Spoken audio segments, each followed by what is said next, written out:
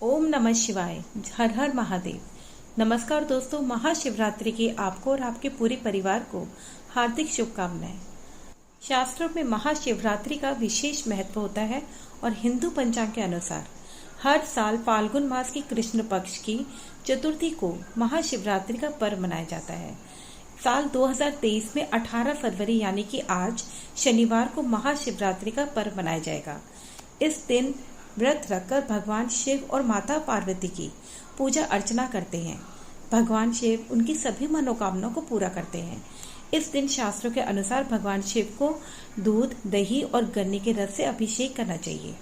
इस साल महाशिवरात्रि के दिन ही शनि प्रदोष व्रत का भी सहयोग बना है, तो इसलिए इस दिन का महत्व और अधिक बढ़ गया है। आइए आज सुनते हैं महाशिवरात्रि व्रत की कथा।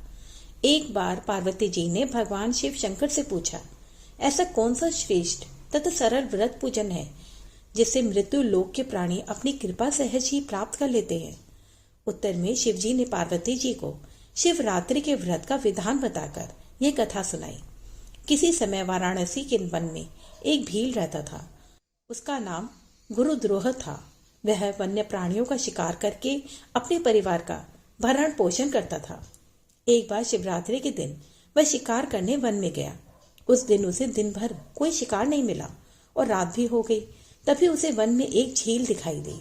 उसने सोचा, मैं यहीं पेड़ पर चढ़कर शिकार की राह देखता हूँ। कोई न कोई प्राणी यहाँ पानी पीने जरूर आएगा।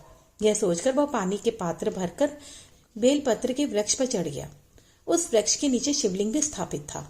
थोड़ी देर बाद वह एक हिरण आई। गुरुद्रोह ने जैसे ही हिरणी को मारने के लिए धनुष पर तीर चढ़ाया तो बेलपत्र के कुछ पत्ते जल शिवलिंग पर गिर गए। इस प्रकार रात के प्रथम पहर में अनजाने में ही उसके द्वारा शिवलिंग की पूजा हो गई। तभी हिरणी ने उसे देख लिया और उससे पूछा कि तुम क्या करना चाहते हो। वह बोला कि मैं तुम्हें मारकर अपने परिवार का पालन करूंगा।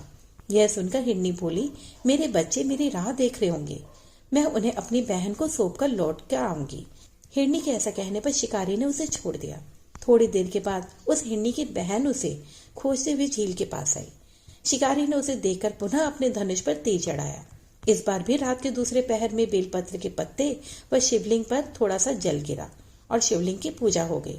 उस हिरणी ने भी अपने बच्चों को सुरक्षित स्थान पर रखकर आने को कहा, तो शिकारी ने उसे भी जाने दिया। थोड़ी देर के बाद वहां एक हिरन अपनी हिरणी की खोज में आया। इस बार भी वही सब हुआ और तीसरे पहर में भी शिवलिंग की पूजा हो गई। वह हिरन भी अपने बच्चों को सुरक्षित स्थान पर छोड़कर आने की बात कहकर चला गया। जब वह तीनों हिरनी व हिरन मिले तो प्रतिज्ञाबद्ध होने के कारण तीनों शिकारी के पास आ गए। सबको एक साथ देखकर शिकारी बहुत खुश हुआ और उसने फिर से अपने धनुष पर बाण चढ़ाया, जिससे चौथे पहर में पुनः शिवलिंग की पूजा हो गई।